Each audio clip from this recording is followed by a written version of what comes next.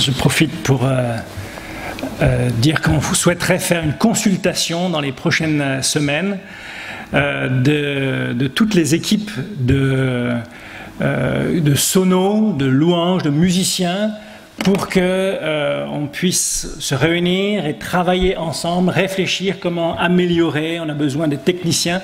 Donc on vous communiquera la date très prochainement.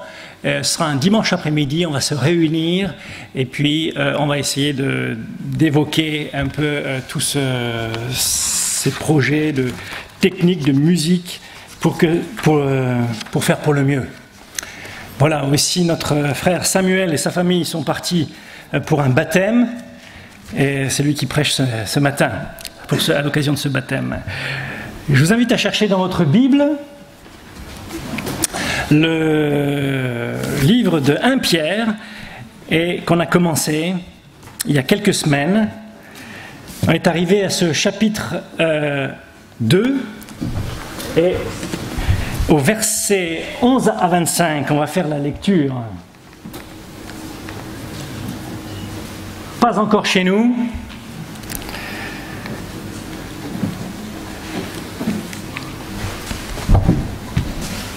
Voilà, on va faire la lecture des versets, chapitre 2, verset 11, jusqu'à la fin du chapitre.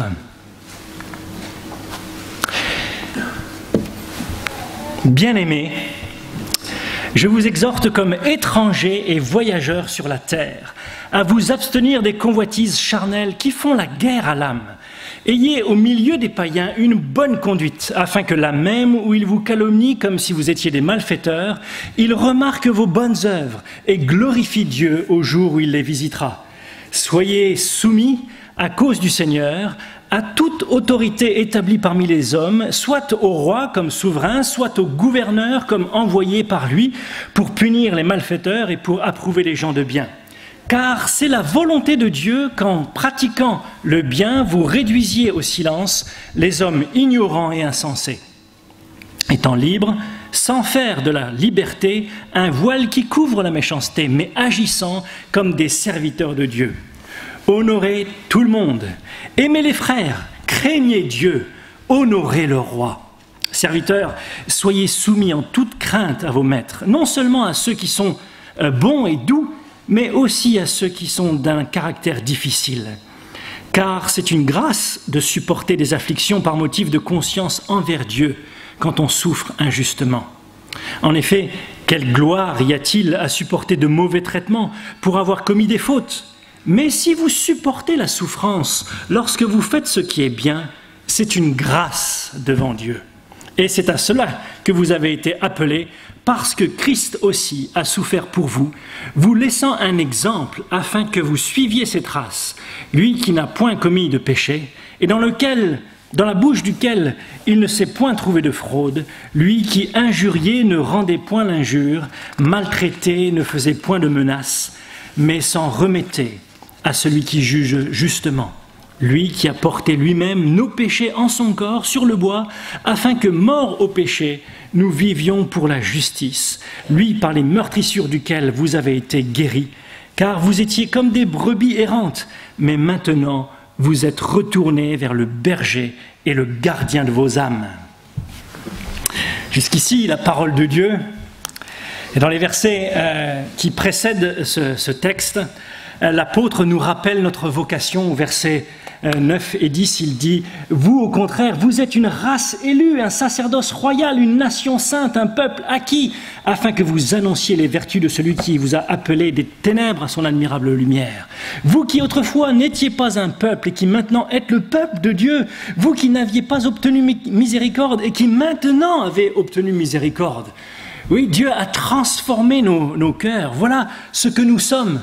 Ce que Dieu a fait de nous par la foi en Jésus-Christ. Et cette vocation, elle se traduit nécessairement par une belle conduite dans ce monde qui est corrompu, un monde qui a rejeté Dieu. Et c'est ce que nous allons regarder ensemble ce matin. Il faut se souvenir que les lecteurs de l'apôtre Pierre, ils ont été des chrétiens persécutés à outrance. Et c'est dans ce contexte-là que l'apôtre Paul dit d'avoir une bonne conduite. Quand tout va bien, facile. Quand l'opposition est grande, hein, c'est terrible. Manifester une bonne conduite envers nos ennemis, envers ceux qui nous méprisent, qui nous maltraitent, envers ceux qui sont injustes. Tout ça, il faut garder ça en tête. Jésus a dit, vous êtes le sel de la terre, la lumière du monde. Le sel, à cette époque, avait pour rôle principal de conserver les aliments pour éviter leur pourrissement. Vous êtes le sel de la terre, c'est comme si Jésus disait, vous êtes mêlés à la pâte de ce monde humain pour en freiner le processus de corruption. Vous êtes là pour que le monde ne grouille pas de verre. Vous êtes là pour empêcher cette dégénérescence. C'est vous qui, sur la terre, devez empêcher la progression du mal et devez promouvoir le bien. Et ça, c'est toute notre difficulté. On se rend compte, quand on doit marcher dans ce monde, qu'on marche à contre-courant. L'un des symboles du chrétien, des symboles primitifs qui est encore gardé aujourd'hui, c'est l'ictus. En grec, ictus, ça signifie poisson. Et donc, on a dessiné souvent ça sur nos voitures. Au commencement de l'ère chrétienne, c'était plutôt dans les tissus, dans les poteries, dans les bijoux qu'on portait, on mettait ce signe. Ictus, c'est un acrostiche, ça signifie Jesus Christos Theos Ouiou Soter, c'est-à-dire Jésus-Christ, Fils de Dieu, Sauveur. Un poisson, c'est comme ça qu'on est symbolisé, un poisson, il nage toujours, un poisson de rivière, il nage toujours à contre-courant. Si vous voyez un poisson qui nage dans le sens du courant, il nage sur le dos, il est mort. Un poisson mort, un chrétien mort, un chrétien qui est rétrograde, il part dans le sens du courant. Et toute notre vie, toute notre difficulté, c'est d'avancer constamment à contre-courant de l'esprit de ce monde. Le chrétien est appelé à vivre d'une manière différente du monde, et Pierre encourage ses lecteurs à mener une vie droite dans un monde corrompu. Donc nous devons vivre à contre-courant à cause de notre vocation, à cause de notre mission, et puis aussi à cause de notre modèle.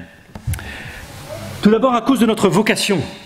Les chrétiens sont des étrangers. Il est dit ici dans notre verset 11 que nous sommes des étrangers et des voyageurs sur cette terre. Dans la société, nous sommes des étrangers. Nous sommes des voyageurs. Quand on a voyagé en Côte d'Ivoire, on a pris assez peu de choses personnelles. On ne s'est pas construit notre propre habitation. On n'a pas refait les lits ou racheté des matelas. Non, on s'est juste habitué à cette situation.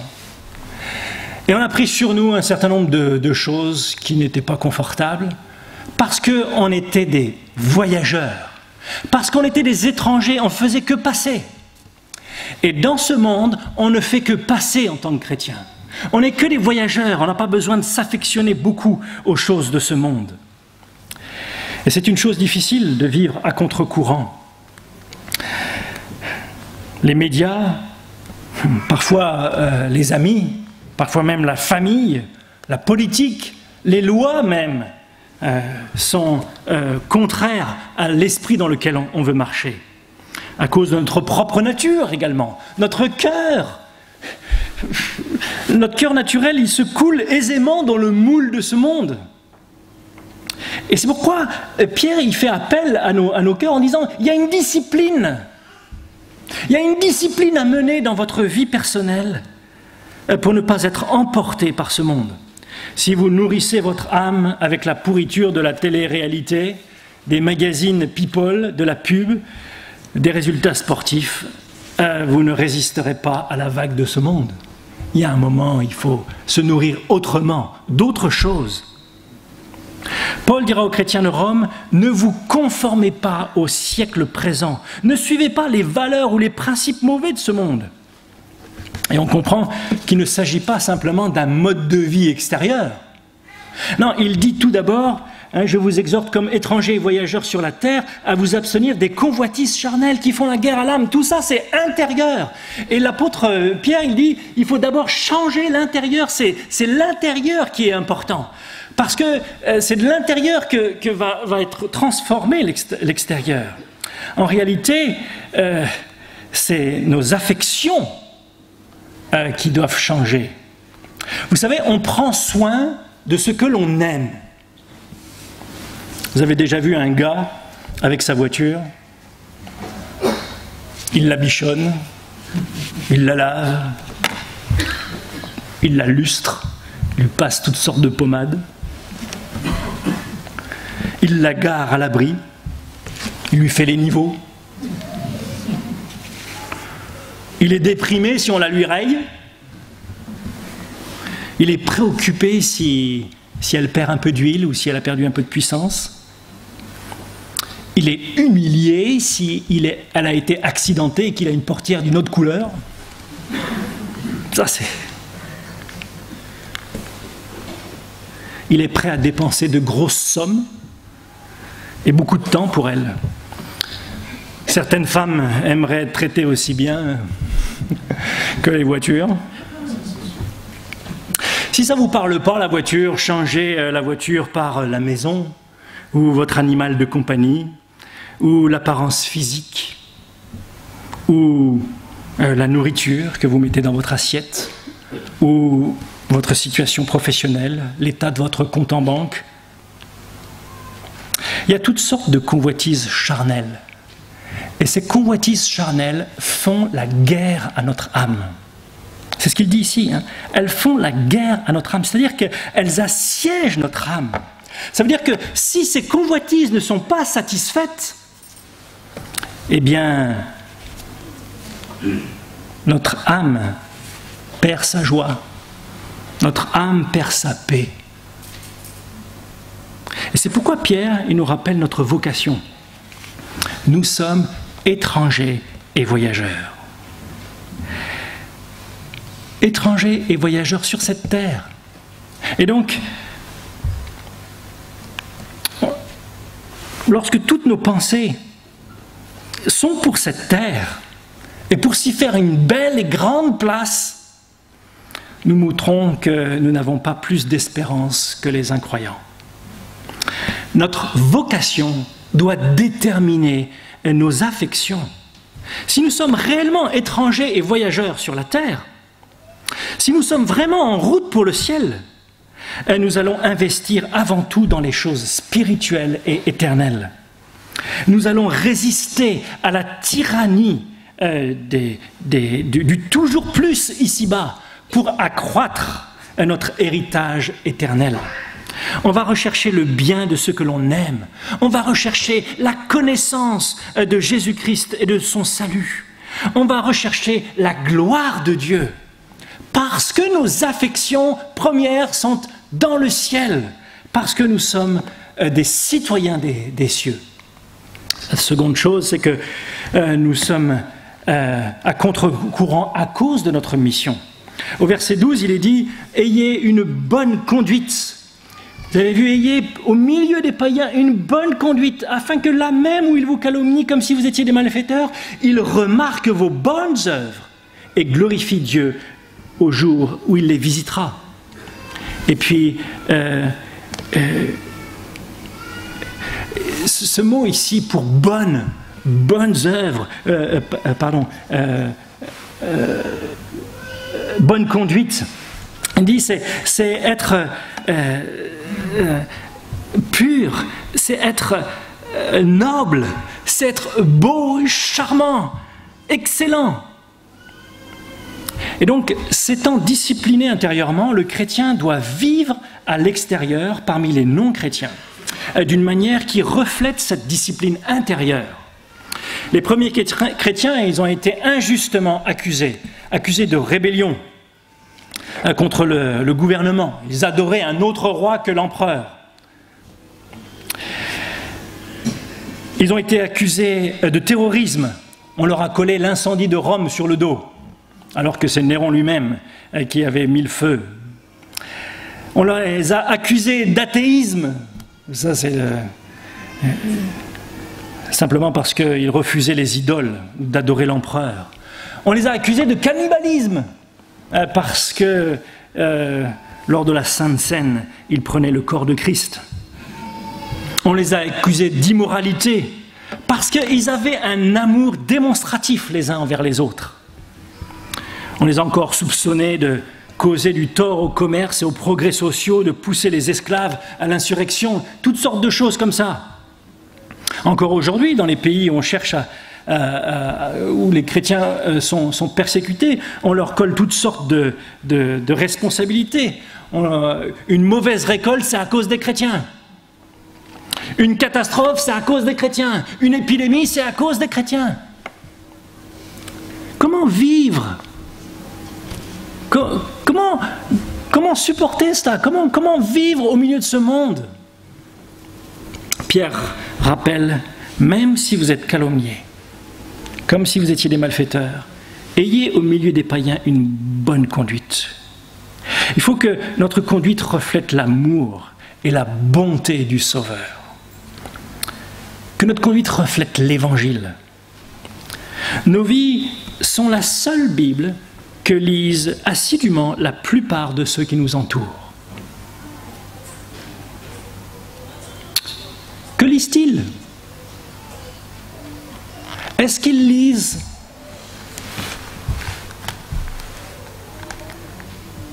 la même chose que dans les magazines ? Ou est-ce qu'ils lisent quelque chose de différent ? Quelque chose qui suscite leur intérêt, qui les surprend, qui les touche, qui montre qu'il y a quelque chose de plus dans leur vie, quelque chose qui leur manque à eux, une force plus grande que tout ce qu'ils peuvent voir dans ce monde. Ils doivent remarquer nos bonnes œuvres. Tout ça pour qu'ils glorifient Dieu au jour où il les visitera. C'est-à-dire, c'est le jour où Dieu travaille dans un cœur. Ils sont rendus capables de mettre en relation la vie de ce chrétien et le discours qui m'est donné ici. La vie du chrétien et les paroles du chrétien avec avec le message de l'Évangile. Ils peuvent dire, ok, c'est ça, j'ai compris. Ce qui a transformé, ce qui a bouleversé cet homme, c'est l'Évangile. Et c'est donc cela que je veux. C'est cela qui m'est proposé. C'est toujours la volonté de Dieu que les chrétiens réduisent au silence l'ignorance des insensés en pratiquant le bien. Ça, c'est le verset 15. Laetitia Gilardi, que vous avez vu sur les images à l'instant, travaille comme sage-femme dans l'hôpital Baptiste de Ferquet, au milieu d'une population majoritairement musulmane et quasiment entièrement animiste. Anne-Sophie a pu y travailler également avec un autre frère, Philippe, qui était de Ponton-Combo, et avec Patricia également. Et cet hôpital soigne toute la population des environs et annonce l'Évangile. C'est un bon hôpital, c'est-à-dire que le personnel est bien qualifié, bien disposé à l'égard de chaque malade. Il prie avec les patients. Lorsqu'on a fait de l'évangélisation dans les villages, régulièrement les gens nous ont dit « Je suis chrétien depuis que je me suis rendu à l'hôpital de Ferquet » ou bien « J'ai déjà entendu l'évangile à l'hôpital. J'ai vu la relation entre les œuvres des chrétiens et le message de l'évangile. » Pendant la guerre civile qui a frappé la Côte d'Ivoire pendant une dizaine d'années, l'hôpital a fonctionné en soignant les blessés de 2 camps. Ils ont acquis des lettres de noblesse dans tout le pays à cause de ce travail. Alors qu'il y avait des coupeurs de route, alors qu'il y avait des barrages sans cesse, les véhicules de l'hôpital pouvaient circuler à travers tout le pays. Dans les 2 camps, on les laissait passer, ils n'ont jamais été inquiétés, simplement à cause du témoignage qu'ils ont rendu. Quel témoignage est-ce que l'on rend? De manière collective en tant qu'Église. Quel témoignage nous donnons dans notre ville, dans notre quartier? Est-ce que les gens nous... Est-ce que l'on manque avenue des Minimes? Ou est-ce qu'ils disent « Oh, bon débarras, maintenant on peut se garer le dimanche matin » Est-ce que dans nos familles, dans notre quartier, là où nous habitons, dans notre travail, est-ce que les gens disent « C'est bien d'avoir ce gars. Il est différent, mais il est toujours là. Il fait un bon travail. Il est attentif aux gens. Il aime les gens. Il n'écrase pas les autres pour avoir la promotion. Dans le quartier, il est apprécié de tous. Il est toujours disponible pour donner un coup de main. Vous savez, les gens vont percevoir ces choses-là. Le comportement qui est empreint de courtoisie, de respect, d'intégrité, n'est pas en soi la prédication de l'Évangile. Par contre, il prépare la voie et authentifie le message de l'Évangile. Il est toujours juste et bon de témoigner à chacun le respect qui lui est dû. Tout être humain est créé à l'image de Dieu. Le respect approprié peut prendre différentes formes. Dans notre verset 17, il dit « Honorez tout le monde. Tous les hommes sont dignes d'être honorés. Aimez les frères. » Oui, manifestez une affection particulière pour les frères. Craignez Dieu. Et puis honorez le roi. Respectez les autorités. Lors de notre voyage, on a visité des villages pour y annoncer l'Évangile. La première chose que l'on faisait, c'était de se présenter au chef du village et d'expliquer ce que nous devions faire. Nous respections le protocole de l'eau et des nouvelles. Et ce sont ces marques de respect qui nous ont ouvert les portes et les cœurs pour l'annonce de l'Évangile. Ça, c'était très fort pour nous. Parce que le chef du village avait dit oui, parce qu'il mettait sa bénédiction, même si c'est un animiste, sur la prédication de l'Évangile dans toutes les cours, on avait des portes ouvertes. Le film pouvait être projeté, l'Évangile pouvait être annoncé à toute la population. On a besoin de respecter, d'honorer les autorités pour ce qu'elles sont. Respecter les hommes, craindre Dieu. Enfin, on marche à contre-courant à cause de notre modèle, Jésus-Christ. Nous sommes par nature enclins à toujours refléter comme des miroirs la manière de se comporter des autres à notre égard. Tu es gentil avec moi? Oh, je suis gentil avec toi. Tu es méchant avec moi? Tu peux t'attendre à avoir de la méchanceté de ma part. Et ça n'est pas à contre-courant. Tout le monde sait faire ça. Notre cœur naturel nous porte à faire ça. Jésus a dit, tout ce que vous voulez que les hommes fassent pour vous, faites-le de même pour eux, car c'est la loi et les prophètes. Tout ce que vous voulez,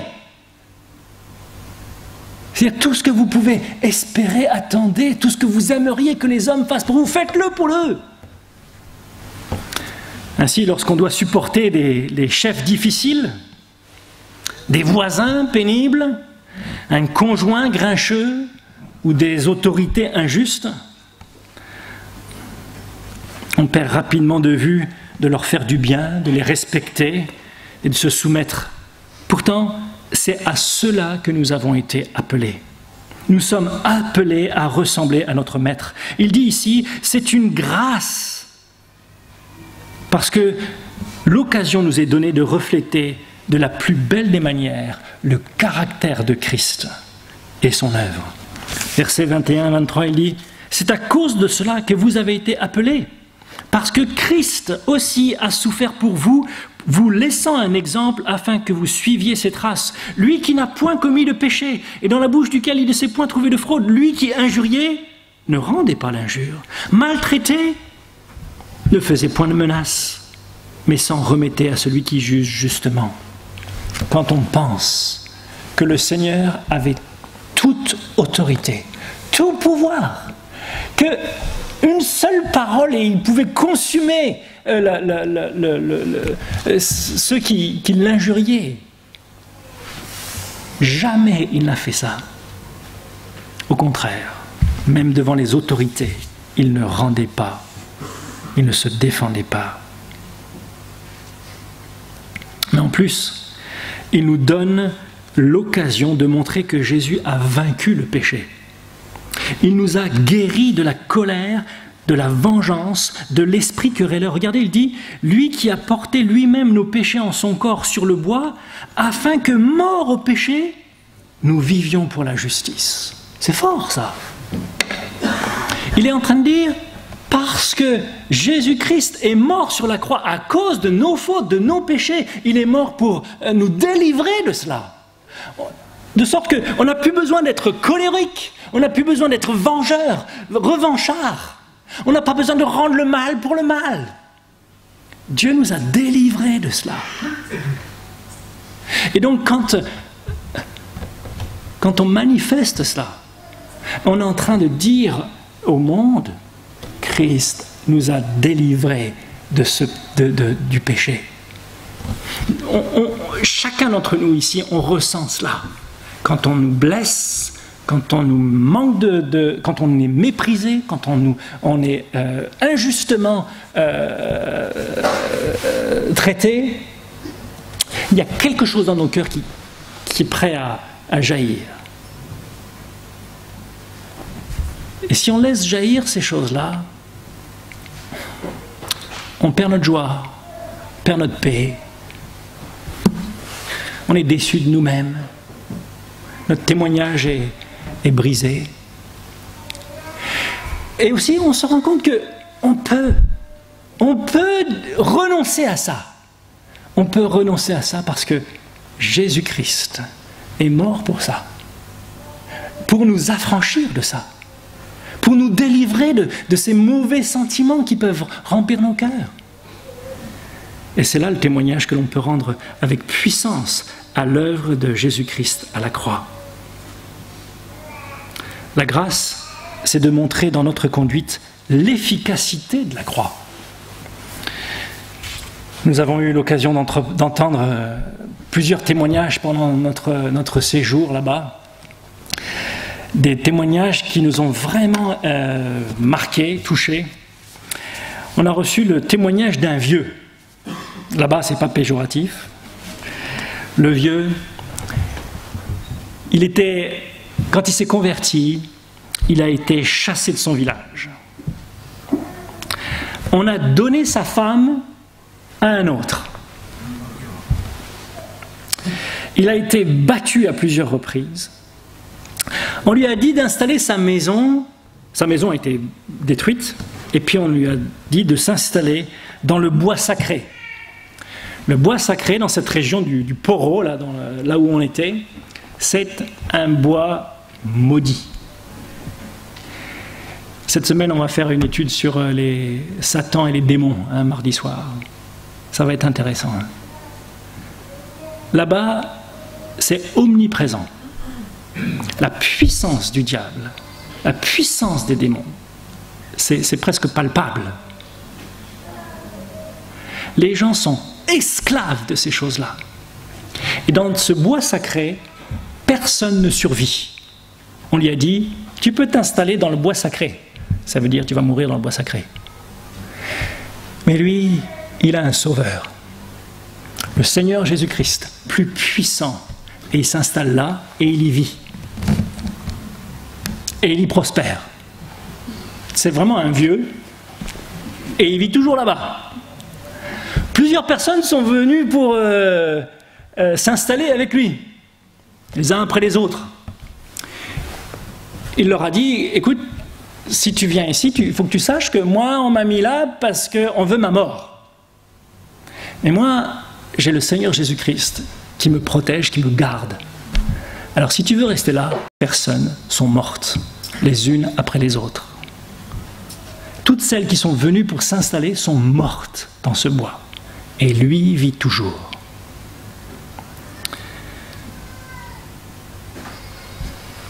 l'un de ses plus forts persécuteurs, en voyant sa conduite et sa foi, est venu vers lui pour lui demander de le conduire à Christ. Il ne l'a pas cru au début, il l'a renvoyé, puis il est revenu, il dit vraiment je veux suivre Jésus. Finalement, il l'a amené à Jésus-Christ. Aujourd'hui, sa femme lui a été rendue, ce sera une autre histoire. Et son village l'appelle Jésus. Jésus. C'est fort. C'est-à-dire, il a appris à marcher comme son maître au point que les hommes, quand ils le voient, ils pensent à Jésus.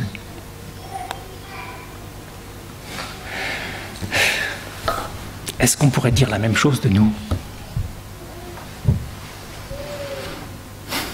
C'est terrible. Est-ce que quand nos collègues nous voient arriver, ils disent « Tiens, voilà Jésus ».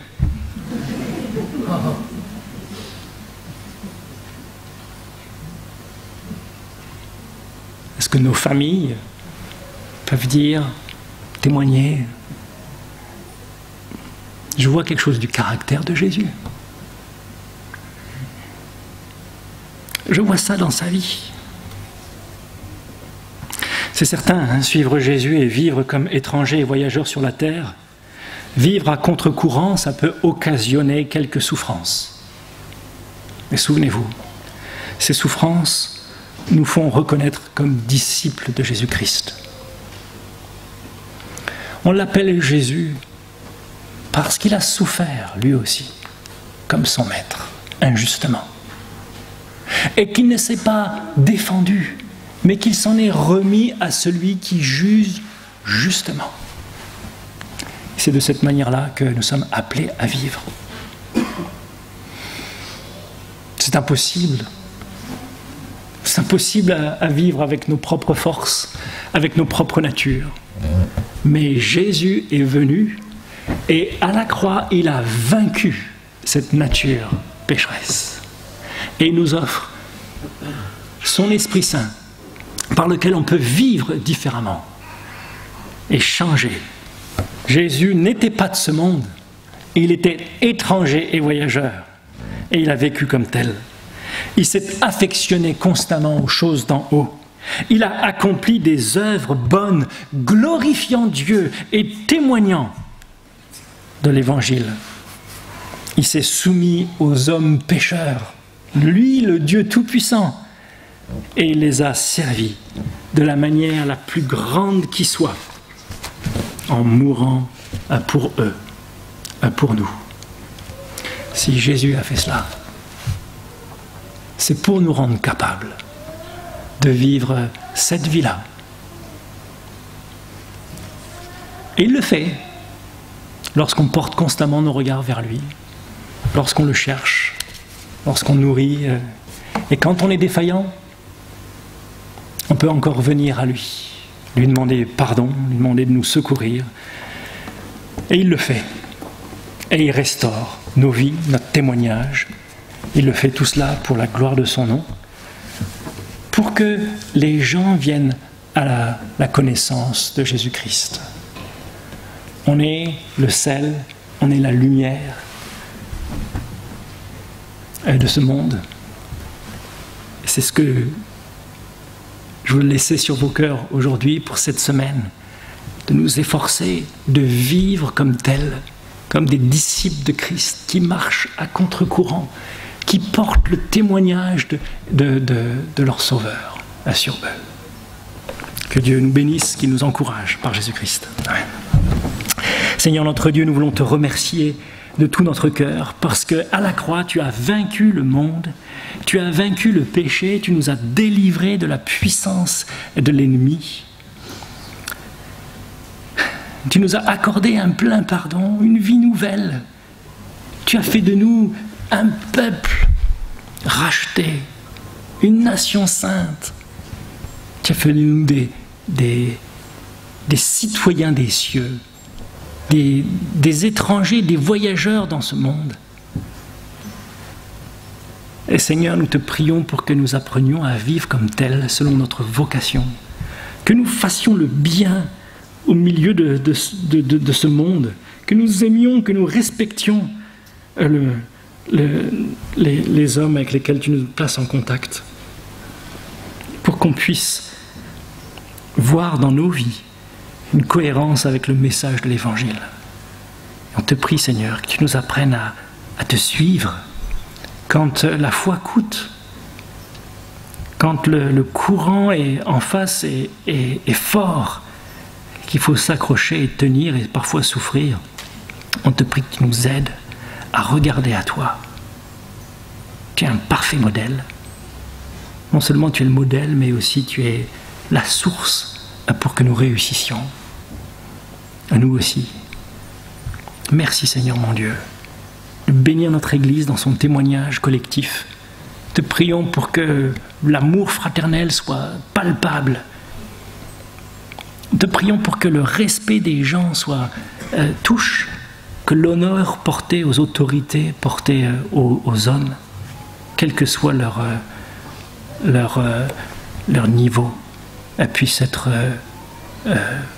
reçu aussi. Nous te prions pour que tu bénisses ce témoignage collectif et individuel, pour que des hommes viennent à la connaissance de Jésus-Christ et de son salut. Merci Seigneur, notre Dieu, de glorifier ton nom au milieu de nous, par Jésus. Amen. Je propose de chanter un cantique, le 29, sur Esprit et vérité. Règne en moi. On va se lever pour chanter ce cantique.